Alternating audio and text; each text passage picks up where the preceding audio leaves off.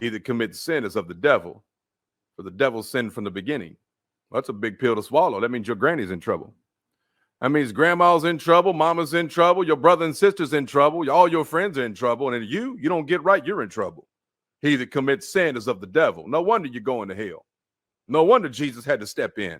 No wonder there's only one small door called Jesus Christ, and you have to go through it to be born of his spirit, or you get nothing, because he that commits sin is of the devil. So now I want you to remember that when you see all your little Christian, so-called, self-proclaiming Christian friends, and they say, oh, praise Jesus. I want you to picture them sitting right there with a forked tongue coming out their mouth. They still sin, right?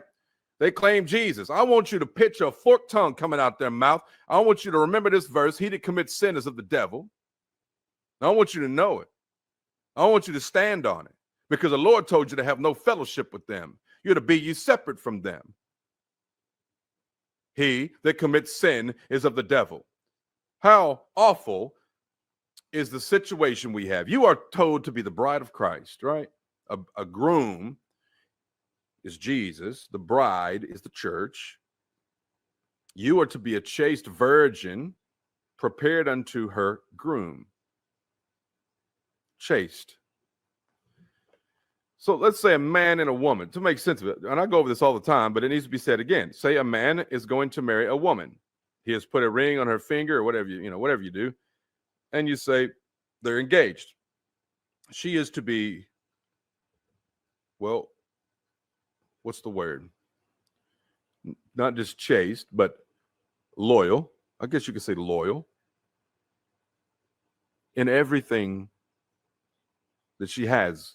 She is to be loyal unto that man that is going to marry her, to make her his wife. But this man tells this woman to be loyal, and then he tells her, first of all, it's his household, and he says, these are my rules and such.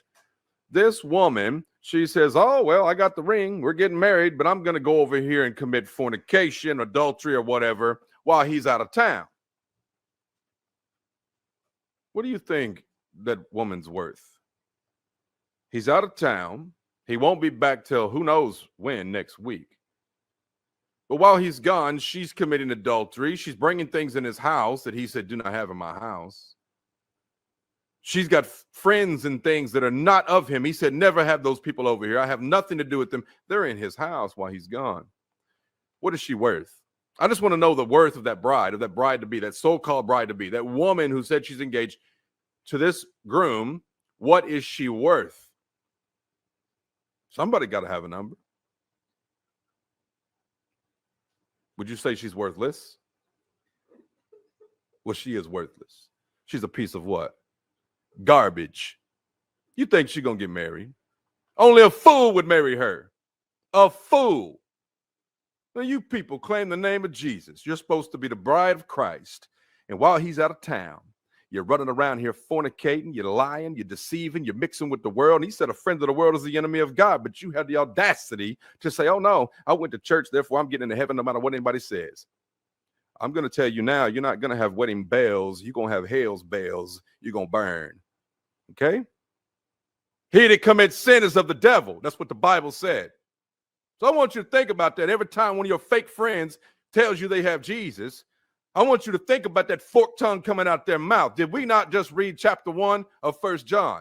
Chapter 1 of 1 John. Let's read it again. If we say fellowship with him and walk in darkness, we lie and do not the truth.